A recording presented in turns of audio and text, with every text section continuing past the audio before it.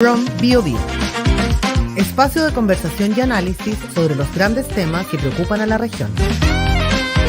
Queremos ser la voz de las comunas y provincias para un desarrollo sostenible. En From BioBio, para Chile y el mundo, junto al periodista Francisco Bañados. Muy buenas tardes a todos, nos encontramos en un nuevo programa de From BioBio aquí en Radio Más, por la señal de YouTube de Radio Más también, y que además se transmite por Spotify de la radio y el canal Mundo Emprendedor de Tu Mundo. Y aquí estamos en From BioBio como todos los jueves cuando son las 18:40 horas pasaditas. Y hoy día vamos a tener un programa muy especial. La semana pasada hablamos de temas netamente productivos, de expectativas de empleo, y hoy día vamos a ver una mirada distinta desde la innovación, pero desde la innovación aplicada a la salud y a la calidad de vida de los habitantes. Y por eso tenemos invitados muy, muy especiales, ¿ya? Y saludamos, primero que nada, a quien nos acompaña aquí en el set, la doctora Carmen Jiménez, creadora de un sistema de, ¿no es cierto?, de Neuroplastic Lab. Ahí ella nos va a explicar con detalle los ramales de este trabajo que han desarrollado. Estamos de regreso con From BioBio a través de las plataformas de radiomás.cl. Ahí se nos fue. Y ahora sí, le agradecemos también aquí porque nos ha estado esperando y escuchando con mucha atención Carmen Jiménez. Sí. ¿Ya? Y Carmen, ella es la creadora de una aplicación súper interesante. No es una aplicación, es un sistema. Es un sistema. Neuroplastic Lab. Queremos que nos expliques este proyecto, pero primero queremos que nos expliques quién eres y cómo llegaste, cómo mezclaste estas dos cosas que uno ve de repente tan distintos, los sistemas, la matemática, ¿no es cierto?, con la salud, y cómo fuiste construyendo este perfil para finalmente trabajar en un proyecto de esta naturaleza que puede tener un impacto tan relevante, principalmente en cierto nicho de personas, principalmente niños y jóvenes. Pero Carmen, cuéntanos quién eres, cómo llegaste y cómo te fuiste construyendo como profesional y tus especialidades. Ya, hola, buenas tardes. Muy interesante todo lo que han hablado y se relaciona mucho con lo que me tiene acá también. Ya, bueno, yo soy profe y soy psicóloga de formación de pregrado, digamos, de acá de la zona de Concepción. Soy de Talcahuano, nací en Talcahuano. Y después yo me fui a estudiar a Barcelona y allá hice el primer máster y el primer doctorado. Después tuve unos años en Tucson, después tuve unos años acá de vuelta y después estuve estudiando la segunda patita, digamos, de la carrera, que lo primero fue didáctica de la ciencia experimental y la matemática y después neurociencia y neurobiología. Que ese fue el otro máster y de doctorado más reciente, digamos, porque en esa época, cuando yo hice lo primero, todavía esto no existía. Sí. Y entre medio igual ciencia de datos, aprender, porque todos tendríamos que, en este momento, a los que nos quede todavía unos años de desempeño laboral, por lo menos entender ciertos conceptos, y como en las áreas de ciencia uno le dan toda esta cosa, el background de los sistemas complejos y ese tipo de cosas, eso sirve mucho también para redes neurales, para saber arquitectura de una red de procesamiento de datos y además, bueno, igual trabajar en Fab Lab, los Fab Lab o los movimientos Maker, que también hay mucha gente de educación en eso, son centros donde, por ejemplo, acá en Chile está el IF y hay varios Fab Lab en las universidades, que son centros donde hay máquinas, digamos, y la gente va y construye sus propias cosas, por eso se llama Maker, hacer. Sí. Entonces esta es una mezcla de una serie de oportunidades del área de educación, de psicología, de Maker, ciencia de datos, entonces un popurrí de cosas que después se estructuraron. Tú estudiaste educación primero, estudiaste pedagogía. No, psicología. Psicología primero. Sí, y después pedagogía. Y después pedagogía. ¿Y cómo fue este tránsito? ¿Qué fue lo que cómo pasaste de la psicología a la pedagogía? ¿Qué fue lo que te interesó? ¿Fue un área particular? Claro, lo que pasa es que, a ver, yo trabajé hasta en antes se llaman hogar de menores o residencia, como le dicen aquí ahora. Y claro, efectivamente uno veía que para completar ciertas modificaciones que uno quería hacer a nivel clínico, infanto-juvenil, tenías que meter también a la escuela y empoderar a los profes también, y muchas veces los profesores sentían que se les decían cosas que no era factible implementar en el colegio. Entonces, para tener, entre comillas, como autoridad moral o saber, yo empecé a estudiar pedagogía también y me metí en esa área de ciencia y tecnología. y después de eso ya, bueno, en el fondo era como para ver cómo podían conversar las áreas de psicología clínica infanto-juvenil con las áreas de educación, y en esa época no habían muchas de las cosas que hoy día quejan, como muchos niños de condiciones vulnerables, población migrante, trauma complejo y hartas cosas que ahora además a los profesores les han llegado a la escuela acá en Chile, y que en España, por ejemplo, han llegado también hace varios años toda una población migrante y situaciones de cambio social por globalización que también han impactado a la escuela. Entonces en el colegio los profes también necesitan como este apoyo, y la gracia es que uno tiene una patita en cada lado, entonces está esta empatía de no decirle al profesor irrealidades, ¿no es cierto? Conocer el rol del profe, conocer la burocracia y lo asfixiante que es en muchos casos el ser profe, y que dentro de eso lo que se pueda generar como psicólogo se llama... Eso fue el inicio. ¿Y cómo lidiar con 30, 35 realidades tan distintas? Claro. Y además con esta complejidad distintas. Y que se te exige que tengan que aprender mientras tú estás modulándolos emocionalmente, haciendo una serie de cosas que tendrías que ser un pulpo y dividirte. Con niños de 6, 7 años. Claro. Y más grandes también. Yo también trabajé con infractores de ley, y entonces ahí uno permite ver desde niños pequeños a chicos más grandes. Claro, y tú ves la evolución de todo lo que el sistema falló. Entonces la idea es que así uno se va, es como un ovillo de lana que tú lo empiezas a tirar, y lo tiras y te vas metiendo tú adentro del ovillo al final. Y ahí hay un desafío súper interesante, que ver estos procesos de aprendizaje en el aula, ¿no es cierto? Ver cómo los niños van sintonizando o no con este proceso, cómo también las realidades distintas, las condiciones de cada uno de ellos puede... con una misma materia y una misma forma puede generar efectos completamente distintos. Tú riegas de la misma manera, pero una planta va a crecer y la otra no, porque va a tener unas necesidades distintas. Y ahí está el tema de neurodiversidad. La neurodiversidad. Exacto. Y también para que nos explique un poco este concepto que ha sido parte importante de tu estudio, que es la neuroplasticidad. Y cómo se puede trabajar para ir moldeando finalmente y lograr generar el éxito en el aprendizaje y en la enseñanza en estos alumnos de características tan distintas. Claro, bueno, la neuroplasticidad es un proceso natural que mucha gente encuentra que es súper bueno y tiene su lado A y B, digamos, como una moneda, porque en el fondo por neuroplasticidad nosotros podemos generar ciertas conductas que para un momento específico son adaptativas, y que luego en otro contexto y con oportunidades diferentes son un lastre desadaptativo, porque hay una constante adaptación del organismo y no cosas que tú haces de manera consciente, y no te lo digo desde este punto de vista de Freud, del super yo y toda esa cosa, sino que de manera inconsciente, porque nosotros tenemos muchas cosas funcionando al mismo tiempo en el cerebro, y de algunas somos conscientes porque llegan a sectores más relativamente más evolutivamente más recientes, de corteza prefrontal, cosas de las que tú puedes poner ciertos niveles de voluntad, darte cuenta y modularla, que también no es igual para todos qué tipo de estímulos somos capaces de percibir. O sea, de repente uno está súper apurado, pasa corriendo por un lugar, a los profes nos pasa mucho, uno llega a la casa en la noche, se pone pijama y se encuentra un moretón.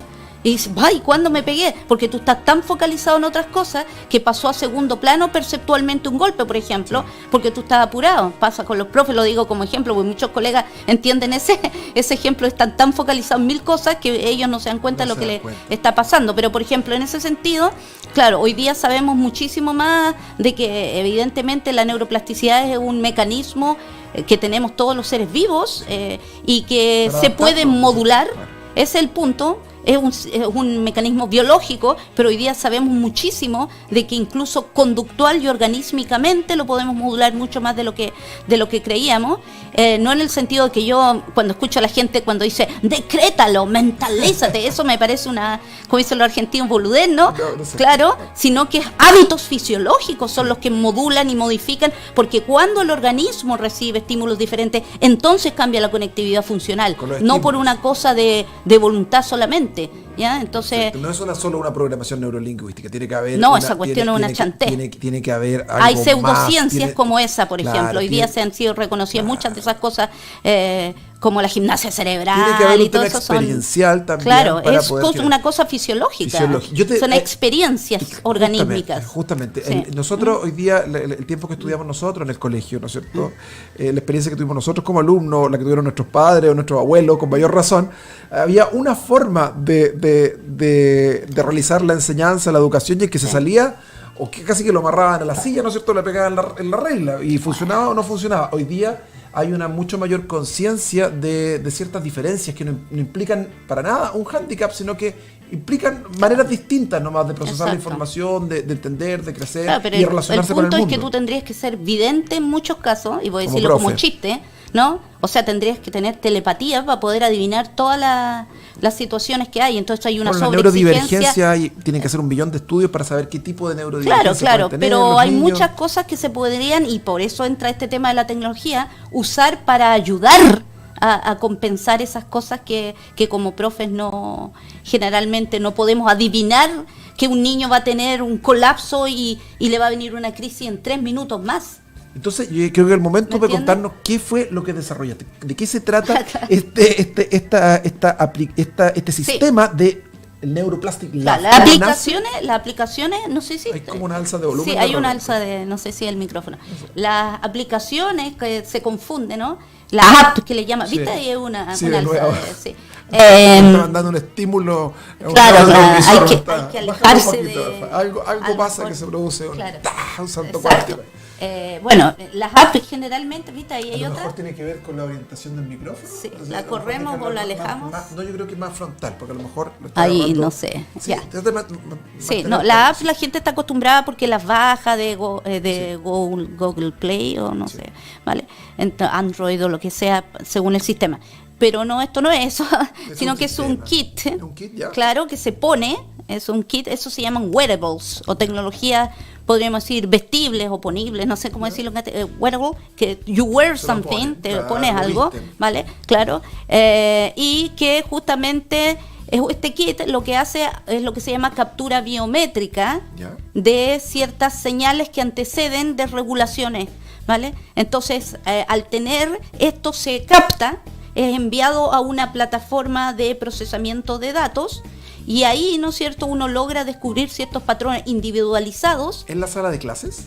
Puede ser, y en tu casa, un colega psicólogo también lo puede usar terapéuticamente para poder que le quede un registro de los progresos que va teniendo o no ese sistema. Un director puede gerenciar todo lo que es o gestionar lo que es la neurodiversidad de su colegio, incluye niños que son con situaciones de hiperactividad y problemas de focalización atencional, niños con trastorno de aprendizaje, porque en el fondo es lo que le pasa a ese organismo durante interacciones y que eso se correlaciona, ¿cierto?, con condiciones neurodiversas que esos niños pueden tener. En este caso, por lo menos por ahora, estamos focalizados en condición autista, donde se vienen estas como avalanchas sensoriales, que hoy día, ¿no es cierto?, a través de señales que fisiológicamente emite su organismo, pueden ser, ¿no es cierto?, captadas y dentro de un patrón incluso predicho que va a venir, ¿no es cierto?, esta avalancha sensorial que va a producir una desconfiguración emocional. Carmen, si nos pudiera contar un poquito cómo funciona, cómo han podido trabajar, quién está detrás de este proyecto. ¿Cómo estás trabajando este proyecto? ¿Qué financiamiento tiene? ¿Y en qué momento puede llegar a aplicarse, por ejemplo, en una escuela? ¿No es cierto? Tal vez como experiencia piloto. Sí, en eso estamos ahora. O sea, en eso va. Porque no deben ser equipos baratos, es todo esto. No, es que no son comprados. Pues yo fabrico cosas con impresora 3D y con electrónica digital, con sensores y con microprocesadores, que sale mucho más barato que comprar un smartwatch, por ejemplo, y con lo que uno quiere que funcione y no con otras cosas anexas. Y esto se fabrica. ¿Qué es lo que te da aspectos que son cardiorrespiratorios, sí, la respuesta galvánica de la piel, sensores de movimientos sacádicos, que los sensores de movimientos sacádicos. Estamos viendo si se puede poner, por eso sí es más caro, electrodos que se llama de baja densidad, no todo esto que se pone en estudios del sueño. Incluso ahora hay gente en Canadá que tiene unos iPod, no sé cómo es, como esto, pero muy pequeños, que se ponen y ya te dan algunas lecturas del sector parietal y temporal a nivel cerebral. No es necesario ser neurospecta en esto, por ejemplo, para la irrigación sanguínea, esos son mucho más caros y más complejos, pero a través de otros elementos se puede ir determinando un determinado perfil. Es que porque lo que tú estás leyendo son las frecuencias, las alteraciones en la frecuencia. ¿Me entiendes? Por ejemplo, cuando uno se ríe, tú tienes cambios en la frecuencia, pero que no son iguales a cuando estás empezando a desconfigurarte porque te va a dar un sollozo o te estás poniendo demasiado ansioso, te está dando un ataque de ansiedad, porque a la gente le llama así, una descompensación ansiosa, tienes cambios en la respuesta galvánica de la piel, la forma en que haces un paneo, ustedes saben más de eso, ¿no?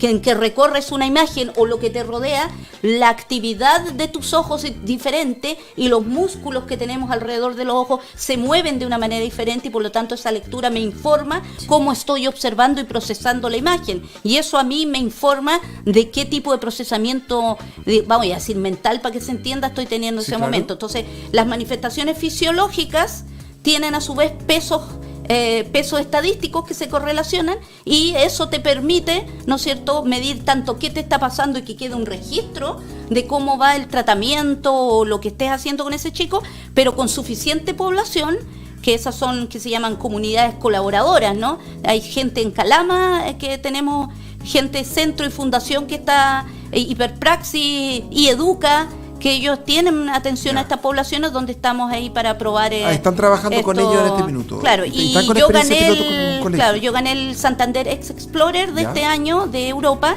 que eran 3.000 proyectos y ahí salí, digamos, gané esa competencia. Muchos eran equipos de las universidades, yo me presenté carepalo sola. Solita nomás. Sí, por eso me dice que está detrás yo.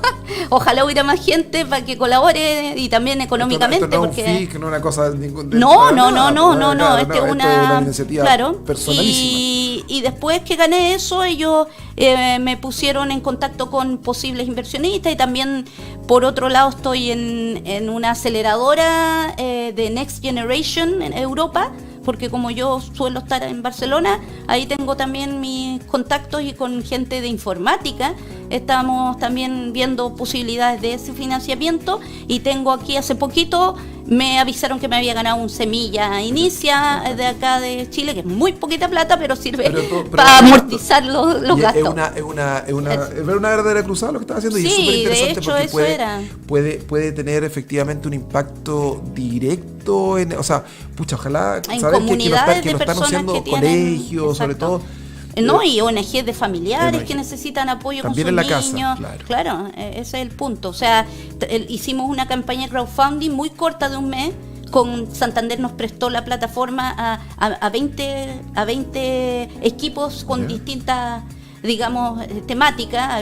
Hay unos colegas de Argentina, son psicopedagogos que tienen esa sí es aplicación que traduce lenguaje señas a través de reconocimiento de imagen, por ejemplo.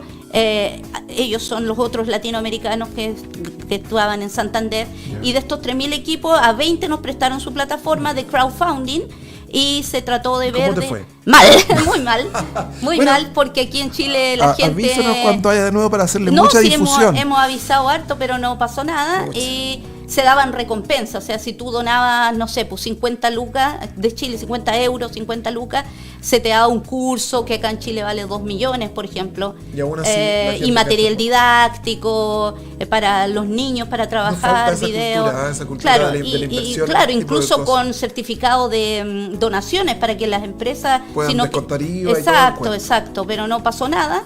Así que habían donaciones de 5 lucas, pero tampoco pasó nada, porque yo sé que aquí en Chile la crisis está grande, pero bueno, es lo que hay. Pero por lo menos la gente que conoce ahora el tema, por lo menos se puede acercar para ver si pueden ser comunidades colaboradores, porque la data nos hace falta para poder predecir. Ya tenemos... O sea, digo yo, tenemos, porque hay gente que le ha gustado este proyecto y, por ejemplo, me ha ayudado con la parte de diseño gráfico, porque vamos a hacer una plataforma bonita para que entre la gente y se anote para colaborar. Todavía no se puede entrar, todavía no es público esto. No. Estamos, incluso yo estoy en patente de invención en proceso ahora, porque hay que legalizar esto en INAPI y todo eso, y en eso estamos ahora. Carmen, solo muy cortito, pero para que la gente lo entienda en sus casas, finalmente este monitoreo a los niños, ¿no es cierto?, lo que permite es ir probando y ver de qué forma le funciona mejor este proceso de aprendizaje también. ¿Cómo es más a lo emocional que a los contenidos curriculares, porque el profesor se supone que está haciendo tratando que el niño aprenda, mientras está preocupado 50.000 cosas y tratando de modular esos niños que tienen crisis porque hay antecedentes, ya sea con diagnóstico o no, que hay 71.000 niños en Chile diagnosticados solamente con condición autista diagnosticados. Dicen que hay una cifra que por lo menos más de la mitad lo que no está diagnosticado diagnosticado aún,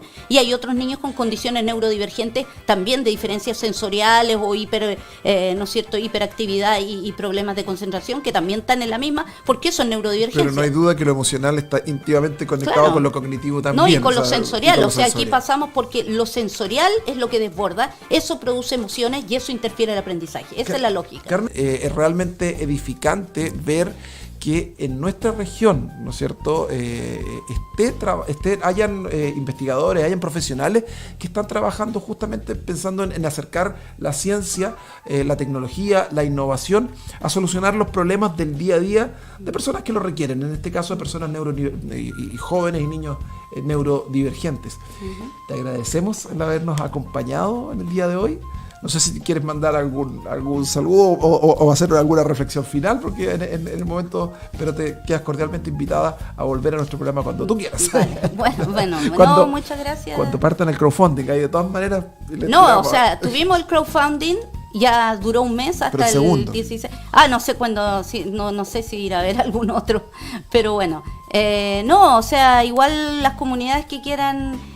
cooperar en el sentido de que ir a probar este sistema en las comunidades, y bueno, como tú decías, la gente no tiene mucha visión de que estas cosas a lo mejor son algo bastante útil y que le pueda aliviar muchos aspectos. O sea, como decía el doctor, no me acuerdo cómo se llamaba, Carlos Zúñiga, lo esencial es que quede la persona en el centro, y por eso es que por lo menos este desarrollo, y hay una gran discusión en este sentido de esto de automatizar, de que los niños usen muchas cosas automatizadas ellos. Eso yo también estoy de acuerdo en que no debería darse. Es muy distinto que alguien me tome la presión a mí, a que yo interactúe con un chatbot en vez de una persona, que no es, por ejemplo, el sistema de nosotros eso, sino que es que justamente vuelve a lo esencial del cuerpo, ni siquiera a lo cognitivo de que yo tuve oportunidades de estudio y tú no las tuviste, o que vienes de otra cultura o hablas otro idioma. Hay universales fisiológicos que a su vez, evidentemente, cada persona son diferentes, pero por sí mismos ciertas manifestaciones fisiológicas son mucho más universales, y entonces barreras de inequidad, cultura o falta de oportunidades pueden ser, ¿no es cierto?, abordadas y subsanadas. Personas que además tienen, por ejemplo, patología dual, que se llama, ¿no?, que también estamos en conversaciones con gente de fundación que está trabajando con personas con adicciones, donde también este mecanismo les podría subir muchísimo la posibilidad de seguir el efecto que está teniendo sus tratamientos, y también a empoderar a la propia persona en ciertas señales que su organismo le manda, por ejemplo, que anteceden a la pálida que le dicen acá, Así ¿no? Es. Claro, y que lo podría ayudar también a pedir ayuda cuando corresponde, o poder realizar, ¿no es cierto?, que este sistema avise cuando esta persona está perdiendo control, y que pueda dársele una ayuda, ¿no es cierto?, de otro ser humano que lo pueda apoyar. Carmen Jiménez, muchas gracias por acompañar. Es realmente un tema fascinante y de verdad esperamos tenerte nuevamente en nuestro programa, y cuenta con nosotros para lo que necesites cuando empiecen algunas campañas para colaborar y para ver cómo se pueden sumar y cómo podemos seguir desarrollando y extenderlo al mayor número de personas.